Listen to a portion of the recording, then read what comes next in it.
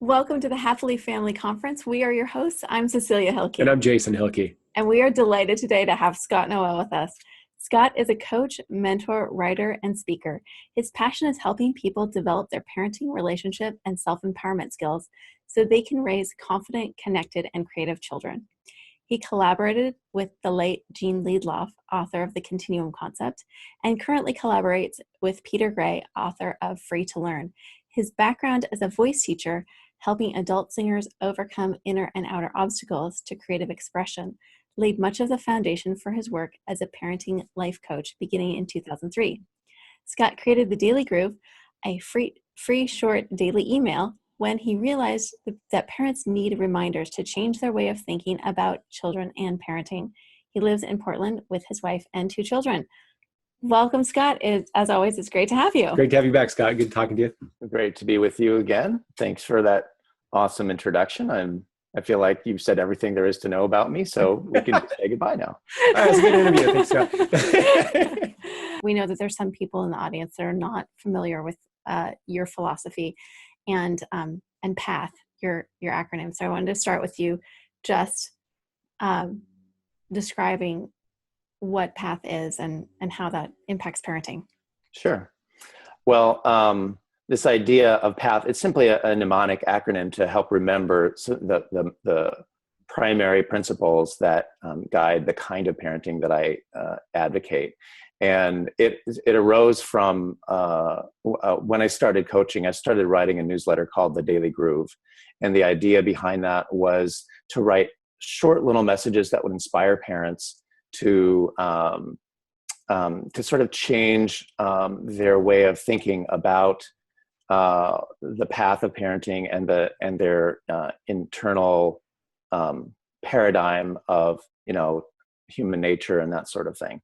So in other words, it's the inner journey of parenting, not just what you should do, but how you change your thinking so that you naturally understand what works well for both you and your child.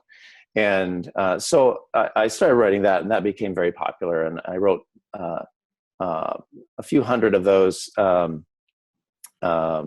short messages. And you can still get them, by the way. If you go to dailygroove.com, you can sign up and get a few days a week. You can get these reminders and little pointers on how to change your consciousness around parenting. So anyway, what was I saying? You're talking about PATH. Thank you. So after I'd written many of these, I decided I wanted to sort of see if I could coalesce it into like a single page document. And like, what is this really all about? And I narrowed it down to 4 main principles. And these are partnership, authenticity, trust, and heart. And lo and behold, it spells the word path. So it's kind of nice to remember that if you want to stay on the path of this sort of peaceful parenting, then these are 4 principles that will really get you there. So I'll tell you briefly what I mean by each of these. So each of these 4 pathways are pathways to power. And the reason why I narrowed it down to this is because I noticed that most of the problems that people have in parenting, most of the struggles are related to power. That's why we call them power struggles. And as it turns out, our culture has a lot of confusion around power. And so we have these habits of seeking power in ways that don't really enhance our relationships very well at all. So if you want to have a good relationship with your children or even with your partner and anyone, then following these 4 principles toward what I call authentic power is a great way to go. So the first pathway to power is partnership. And partnership is a pathway to power through connection. So when people feel connected, they feel that they're not competing over power.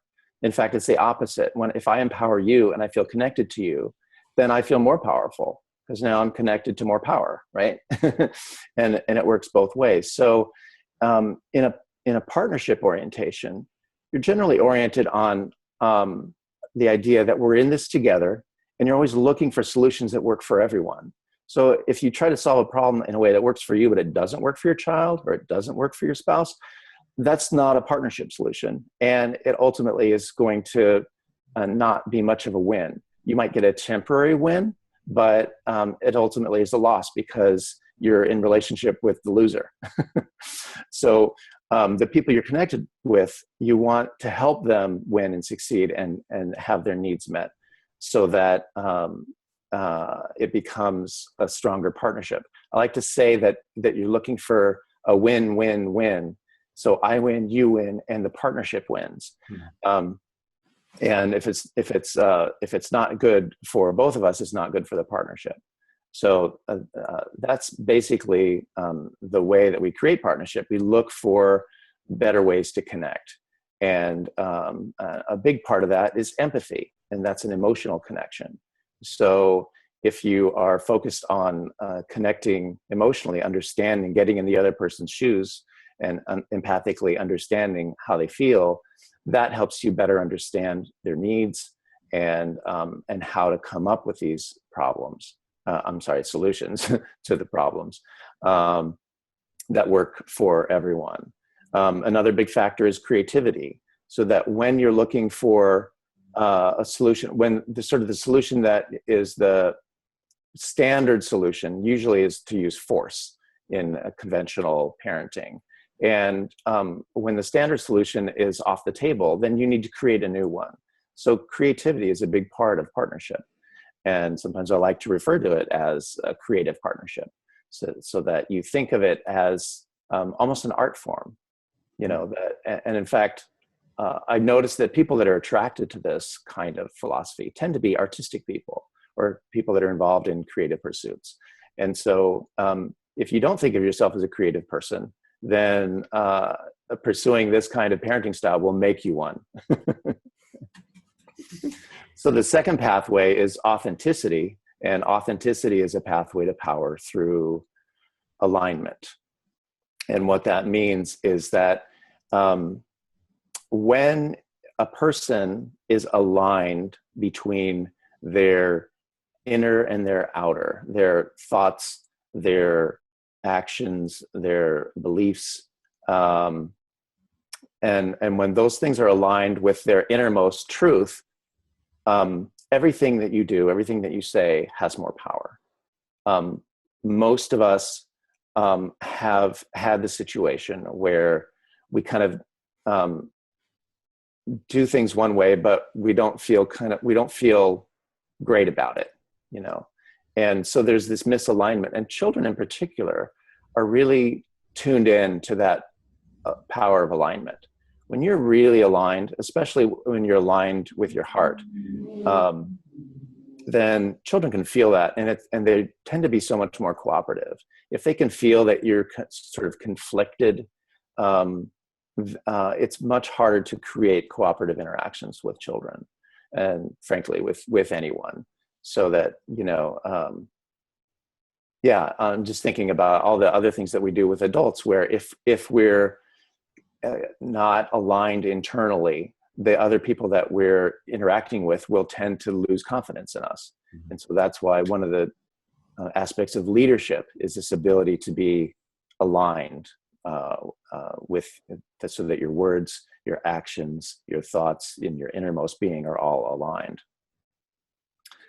I want to ask a question, but I also go ahead. I want to interrupt you and please take us off on a tangent, because there's so much gold in what you're talking about here. But one of the questions that comes up for me is, with a parent who wants to be authentic, do you have any suggestions? Could you talk a little bit about how a parent who is not raised in this kind of style of parenting, their childhood was not like that, but they're trying to shift their parenting, how it doesn't feel natural possibly, and it's something that's new to them, but yet they want it to be authentic. Right. How can they get that alignment when they don't really have anything to base it on? Well, it's definitely a process. And I wouldn't say they don't have anything to base it on. I would say that the basis of individual authenticity is often obscured. We have these layers of inauthenticity that we're conditioned and trained into, often from a very young age. When parents, if you had parents that were authoritarian or threatening in any way, they often send the message that when you're authentic, you get in trouble. Often that happens with kids that are just being joyful, and the parents, maybe they're stressed out, or they have an excessive need for order or whatever it is. But then they want the kids to be orderly. And so the kids' natural enthusiasm their authentic enthusiasm might become muted. They form the habit, and then pretty soon they think that's who they are. So often discovering who you really are under those layers of conditioning is a long-term process. This particular path is one of the most powerful, I think, but it's also one of the most, it requires some of the most commitment to really dig down deep and discover who you are when you're not trying to please everyone, when you're not trying to be nice, when you're not trying to avoid rejection, all these crazy things that are habits of our culture.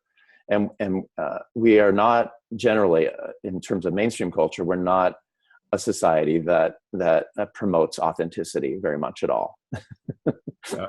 That makes sense. Yeah. And it makes sense that there's some what I hear is us doing personal development work to really find that basis that really does underlie. Clearly, there's a reason that we're called to this kind of parenting. And it's a matter of finding out what that is so that we are in alignment and we can be authentic about it. That's what I'm hearing you say in what you're in the way you're talking about uncovering or revealing what's really there. Yeah, and I have some basic tools that are easy to use that do help peel the layers of the onion, so to speak, and get down to what's underneath all that. You were going to say something. I think I cut you off. Oh gosh, we could talk for a whole hour just on this one topic. I was just thinking about how important it is for me to, when I'm in a parenting situation or a relationship situation, to figure out underneath what is it that's going on for me. Why am I wanting to have my excessive need for control or order in that particular moment? Like what emotions am I feeling in this moment? And then the work of Dr. Dan Siegel talks about that when we're able to figure out what's going on for ourselves and understand our own emotions, that helps us to then connect with more empathy to our children. So all of this makes a lot of sense, not just from a practical standpoint, but on a neurological standpoint, it makes a lot of sense too. Yeah. A lot of people have no idea how much authentic power they have underneath the layers of all the shoulds and have tos and all the ways that they're trained to be, that they don't even realize how much joy is available to them by letting go of those things and discovering and just being real. I always encourage people to watch a movie that is a little bit of a raunchy film, but it's a comedy called Office Space. And in that film, there's a scene near the beginning. The rest of the movie is kind of silly, but at the beginning, there's this great scene where the character accidentally gets hypnotized into being absolutely true to himself. Nice. And it's this guy who, he hates his job. He goes into work. He's just he's in the cubicle prison, and he goes in every day and it's just drudgery. But then as soon as he starts being true to himself, everything changes. And he goes into work when he feels like it. And instead of getting in trouble, he gets a promotion. It's a very funny thing, but I think it's a powerful lesson, even if it's a silly comedy. Yeah. And there's even a kind of an example of that happening in real life to a certain extent. There's the guy that wrote the book Maverick. It's a business book, and he started a company. He took over his father's company in, I think, South America, and said, okay, we're throwing out time cards, like you come in when you want to, you leave when you want to, but you understand how your presence affects all the other people around you. Like we need to, certain things to happen for ours to produce our product. And he said, if you want a raise, you ask for a raise, and we're going to publish how much everybody makes in the company. And so I would guess that it allowed people to much more authentically be in their work environment, and that this company, like their bottom line was off the charts. Yeah. So there's some real life truth to what you're talking about. That really It's not aligns. just a silly movie. but Yeah. no, and I agree. And the example you gave is an example of combining two of the pathways, authenticity and partnership. So, and I think it's an authentic aspect of our humanity that we are, we're social animals. We're designed to be partnership oriented. So we're designed to be attuned with the people that we're in community with, the people that we work with. And so those two things, I think, go hand in hand. A lot of times, because of the sort of the layers of inauthenticity that affect us, they undermine our ability to be in partnership.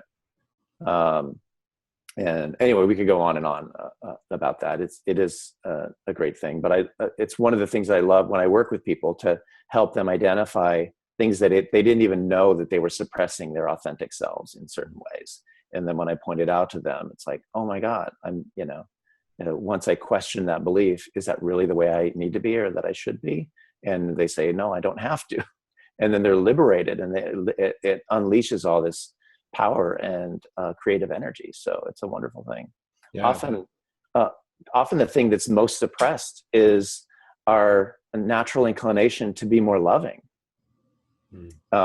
And so kids like it too, even though being authentic often means less of the sort of the fake niceness. You know what I mean? Yeah. Like being nice is often an expression of inauthenticity. It's like you're nice on the surface, but you're resentful internally, and then you're out of alignment, and it almost always backfires. Yeah. Or it leads to unworkable relationships.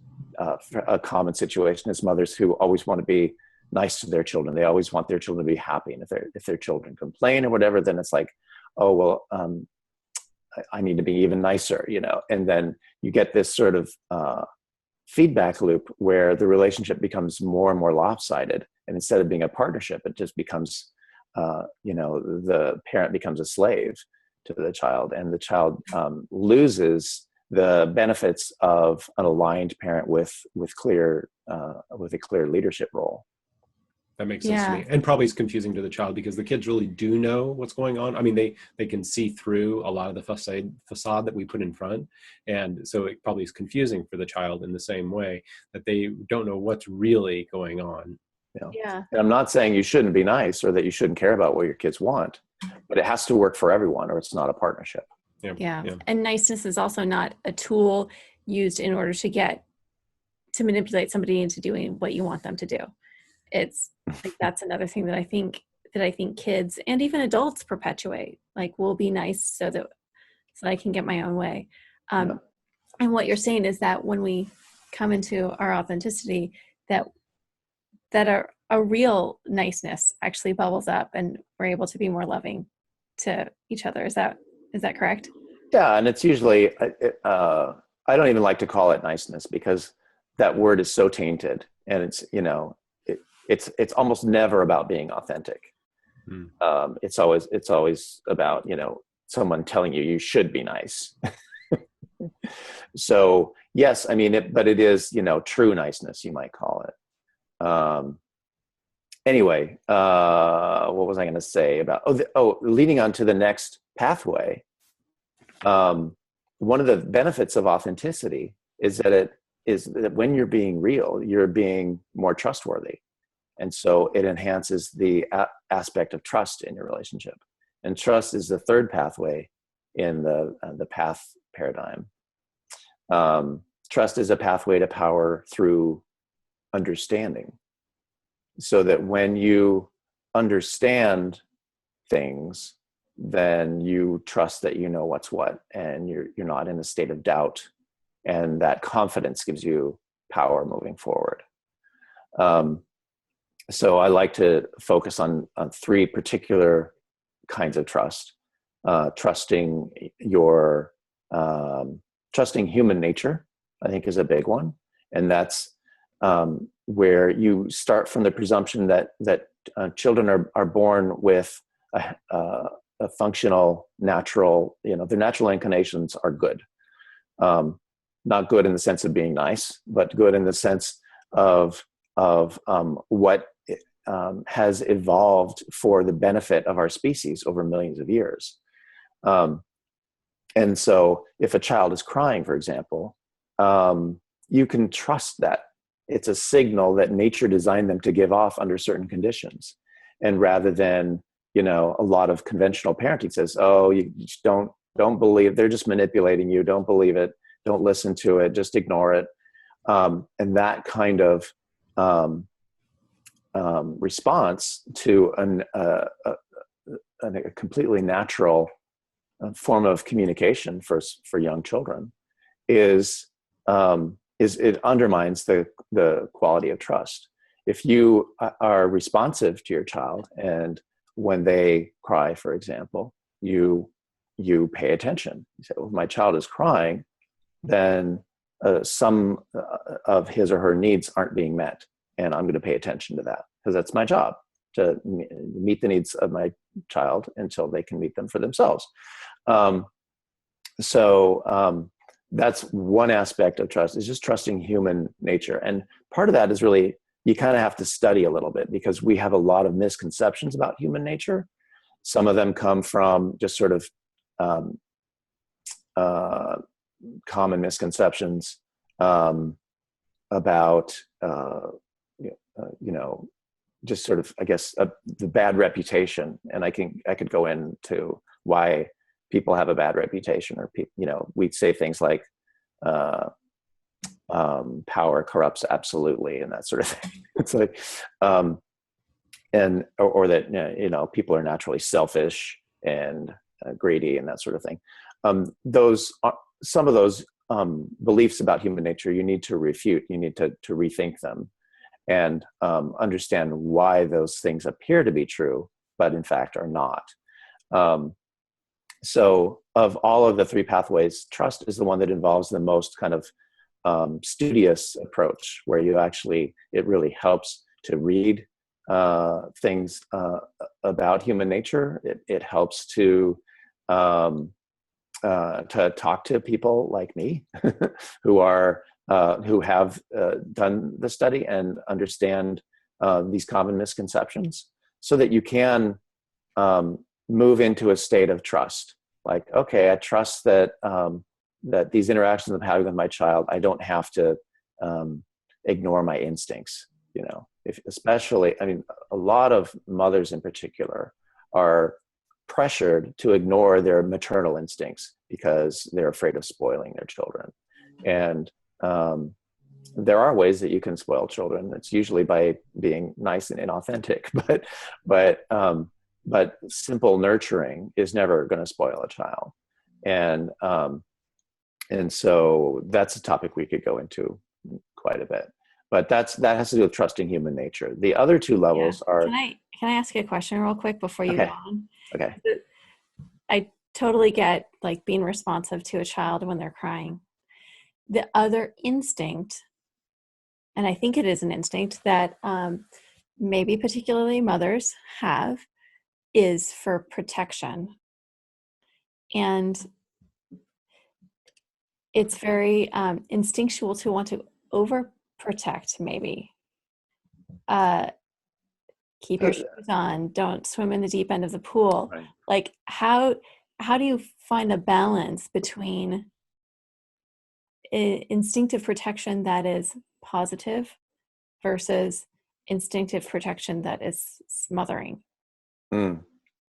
Well, so, and again, this is where, if you study human nature, the best way to study human nature is to study pre-civilized people, because they're living the way that humans evolved. In other words, we evolved for millions of years from whatever. If you don't believe in evolution, you're not going to like this part. But most the people that I work with, they believe that yes, we evolved from mammals apes, whatever, however you want to look at that. And you can look at the history of different species and what their instinctive behavior is, going all the way up to humans living in the natural habitat, which is like a hunter-gatherer kind of habitat. And then about 10,000 years ago, there's some radical changes in the way humans live, living in crowded cities instead of where you're surrounded by strangers, instead of living in villages where everyone in your social circle is someone that you've known your whole life. So because of the conditions of modern civilization, things have changed faster than we could adapt to. But everything prior to civilization, we were more or less adapted to. And so when you're studying what is our deeper human nature, it helps to go back and see how those people behaved. One of the things that you see is that they are very nurturing. They tend to be extremely so responsive to children that children almost never cry, because they're so attuned with each other that they can respond. I call it pre-sponding. They can respond before it escalates to the point of stress. And with regard to protectiveness, what you see in these societies is there's a very high level of trust. So when you look at these hunter-gatherer societies, and with regard to the issue of protectiveness, you often see some astonishing things. You'll see toddlers playing with knives and fire, and rarely getting hurt. I mean, seriously, rarely getting hurt in the ways that modern parents would worry about. And that it doesn't necessarily mean, oh, we should have our children playing with fire. I think there are some reasons why hunter-gatherer children are more attuned with their physical surroundings, because they live in a very engaged physicality in their lifestyle, and their consciousness is very physically attuned to. So, and they tend, for their first year of life, they tend to be on the body of an adult or an elder who is engaged in these things. And so they pick up almost by osmosis, they pick up how to handle knives, and even before they've touched one. So that's another whole thing. I'm not suggesting that you just sort of set your child on the ledge of a 3-story building and not worry about it. But our protectiveness has become way overblown, and it mostly has to do with how in modern culture, and particularly through the media, there has been this amplification of dangers that aren't real, or that are extremely rare. And so something rare happens, and then you see it on the news, and then they dramatize it with scary music, and they play it 24 hours a day for several days. It makes you feel like there are dangers everywhere, when in fact there aren't. So the work of Lenore Skenazy is really important for helping people get over that sort of irrational fear. And her project is called Free Range Kids, and it's about supporting kids and restoring the freedom to explore the world that has been taken away from them because of overprotectiveness. Anyway, that's another whole topic. She has some great stuff to say. We interviewed her in the previous conference, and she was fantastic to talk to. She was out here talking in LA, and we met up with her. And so yeah, she's very fun, and she's a very quite protective mother, actually. She said, and yet she is kind of sane in her approach to it also. Yeah, we could talk about that for a while. You were talking about the 3 different types of trust, and I don't want to take you off that tangent too far. Okay. Human nature. So we were talking about trusting human nature, and one of the aspects of human nature is that our self-preservation instincts are much more than we tend to give children credit for. and when we're overprotective, we tend to undermine those. So some children need more protection because they've never been allowed to develop their self-protection capacities. But we always want to move toward helping children develop their natural abilities. Anyway, so what did I say? Trusting human nature. The second one is trusting yourself, or trusting your emotions, so that we live in a society where people are taught to ignore how they feel, especially men, where it's, you know, if you have strong emotions, especially sadness or fear, you're told that you're not manly, you know. And so that's something we need to undo in order to regain the power of trust. When I feel something, I can trust that it's that feeling is there for a purpose, and if I pay attention to it instead of dismissing it, it empowers me in some way. The third, the deepest level of trust that I sometimes talk about is what I just call trusting life itself. And that's sort of it. It's an orientation or a way of sensing your relationship to the universe. You know, a lot of people feel that life is out to get them, because that's the kind of message that we get, including from overprotectiveness from our parents. We get this sense that, you know, or a lot of the things that happen where, like in school, where, you know, it's often very, what's the word? Often it's just mean-spirited, and you get this, and if you have enough experiences in life where you didn't do anything to deserve something, but you got it anyway, you know, where you got mistreated or whatever, and you start to develop a sense that life is out to get you, and you lose your trust in life. That can happen with tragedies too, where there really is no one to blame, just sometimes bad things happen. And so in order to cultivate this trust, you really kind of have to deepen. It's almost a spiritual path to connect with life that even transcends life and death. A kind of trust that I know that all is well in the universe. Before I was born, all was well. After I'm dead, all will be well. And so I can change my orientation and how I feel about life itself. I particularly have to work that one when it comes to being not overprotective of my children, you know, because when I let them do things, and I know that there's risk involved, I have to make peace with the fact that they could die. But I mean, but that's life. And so I have to put my trust in life, that life is better with this kind of freedom than it is if the only thing that you do in life is try not to die. And yeah. So I'm not expressing it very well today, but that is something that I encourage people to work on, to develop a kind of a sense that whatever it takes to make peace with life and death, so that you can trust life and enjoy it.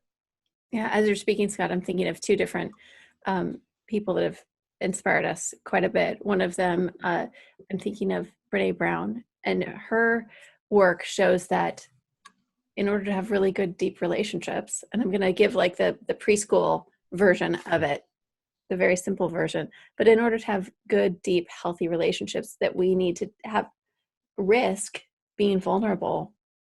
So that is one of the things that I thought of when you're talking about trusting in life, that we have to risk being hurt. We have to risk our kids getting hurt, all of that. And then the second thing I thought of as you were talking was just what I've gotten in my own work in trusting in life.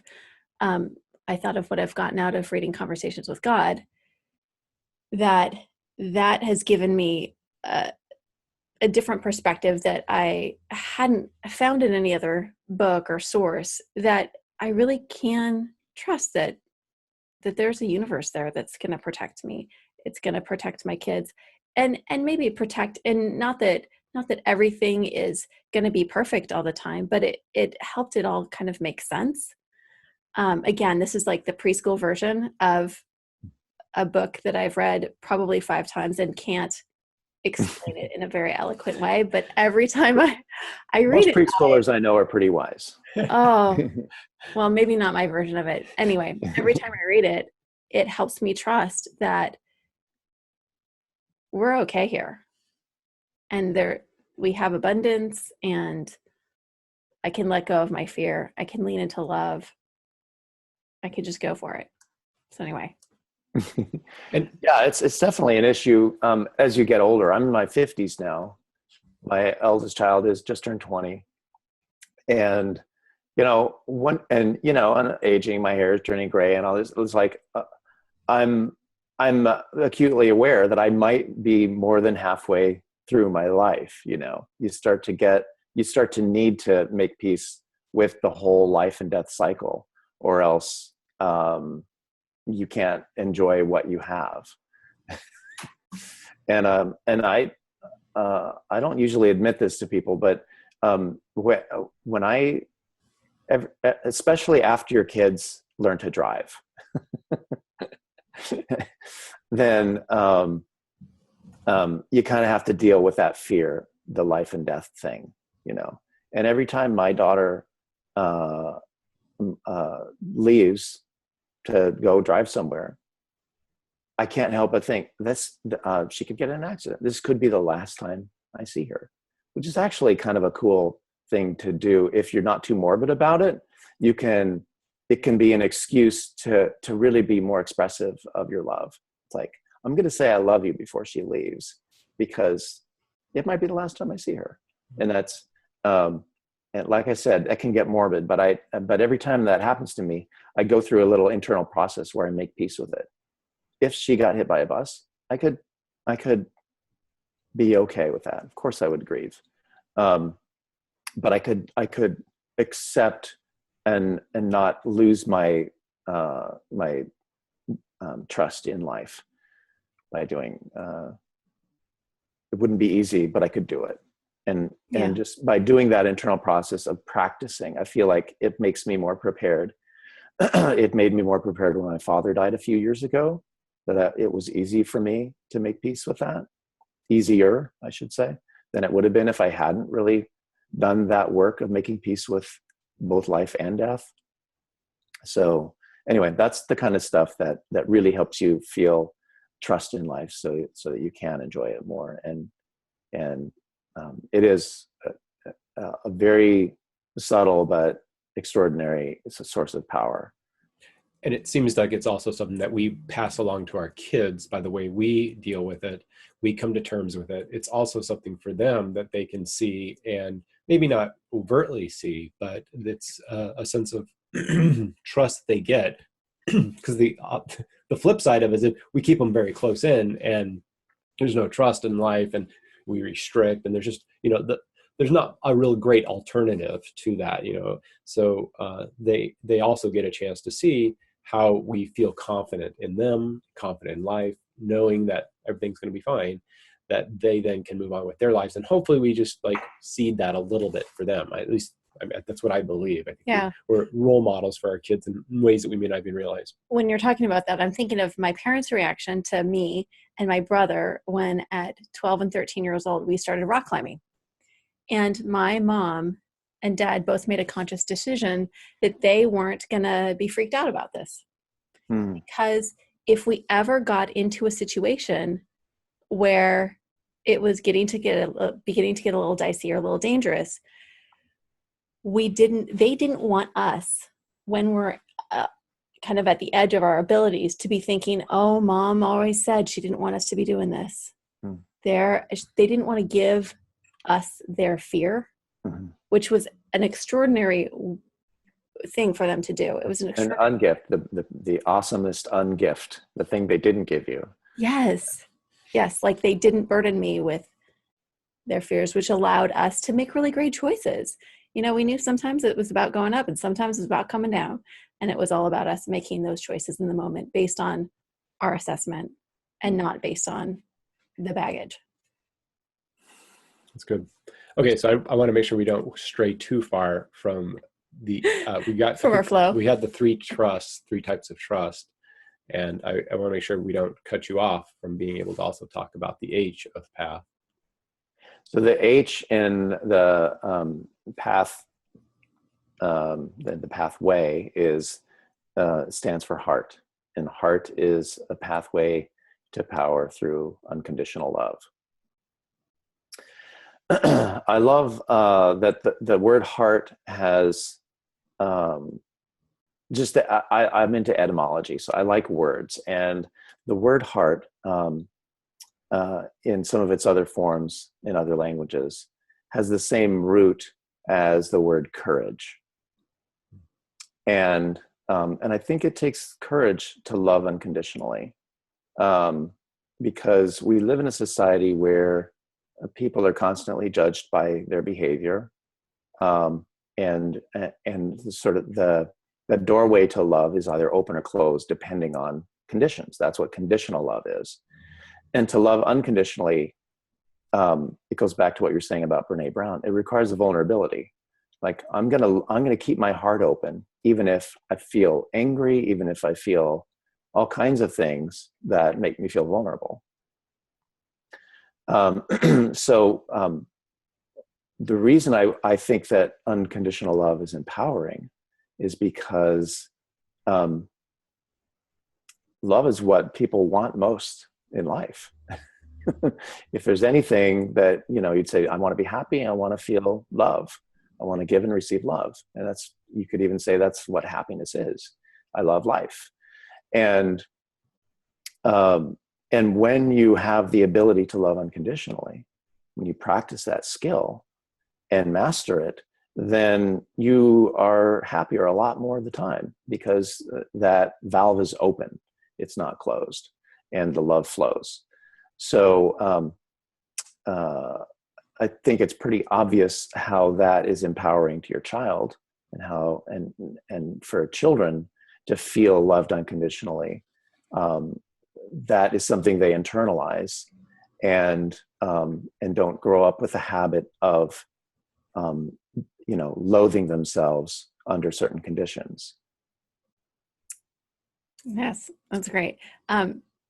This might be a little bit of a segue. Hold on, before you segue, I just want to summarize. Okay, go. I want to make sure here's my quiz.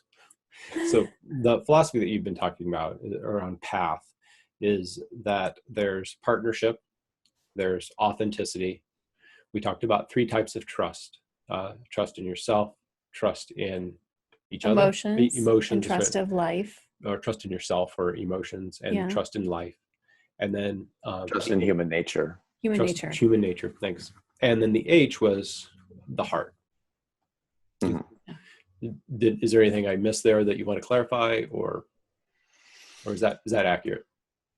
No, it's good. And that each of those are pathways to power, pathways to authentic power. I make a distinction between authentic power and I call it pseudo power. And authentic power is what you feel usually when you follow one of these or one or more of these four pathways. Pseudo power is what you feel when you use force or violence, coercion, and other means to try to control other people, or to control life, or even to control yourself. When you use fear, force, shame, all those other kinds of things, you can get things to happen. You can make things happen. And there's a fleeting sense of power in that, but it's never enduring. Truly enduring, deep empowerment comes from generally one of these four pathways. And I'm making an assumption, but clarify this if I'm wrong, that those four pathways are not necessarily sequential, that any four of those pathways you can take at any point in the process. Yeah, and one of the things I encourage people to do is if they, and that's why it's just nice to narrow it down to a 4-letter acronym, so you can just sort of cycle through that. In any situation, you can say, if you know that partnership is a pathway to power through connection, then you can say, okay, P is for partnership, connection. Are we connected? How is our connection? If I feel disempowered in this relationship, it's one of the things I can look at is do we need to connect? Do we need to change the way we're connected? And that guides you toward empowering choices. You can remind yourself authenticity and alignment, right, is a pathway to power through alignment. So am I being true to myself? Am I saying and doing what is in accord with my innermost truth? And if it's not, then you can regain some power that way. Trust. Am I in a state of anxiety? Am I in a state of worry? And if so, maybe there's something about this that I don't understand, that if I understood it, I could relax and not be so fearful. And trust is more of one of the more passive forms of power. It's when you're in trust, it allows powerful things to happen, as opposed to like partnership is more active. I'm connecting, right? And then heart, of course, is a very easy thing to check, and because you can always just put your hand on your heart and feel it. It's like, is your heart hardened? Is it closed? And if you feel that hardened heart, then you can address that. What do I need to do to open my heart? What conditions am I holding on to? In what way am I holding my heart hostage? And how can I release it to love unconditionally? So those are some very easy things you can do just by remembering that there's 4 powerful ways that you can reconnect with your authentic power and not have to resort to pseudo power strategies like using fear, threats, shame, all those kinds of things. That's great. Those are powerful. I cut you off a little bit. Oh, no, that was all good. I just find it so, the way that you explain it is so wonderfully paradoxical. And I just enjoy that so much that it's. What for you, what is it the most paradoxical thing? Like what really stands out for you as paradoxical? Oh, the authentic power versus I call it pseudo power. Yes. Yeah.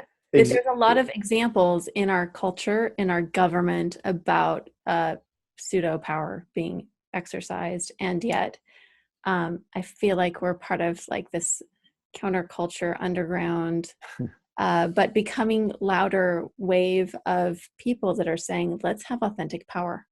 Right. And I think that now more than ever before, that this kind of parenting is important.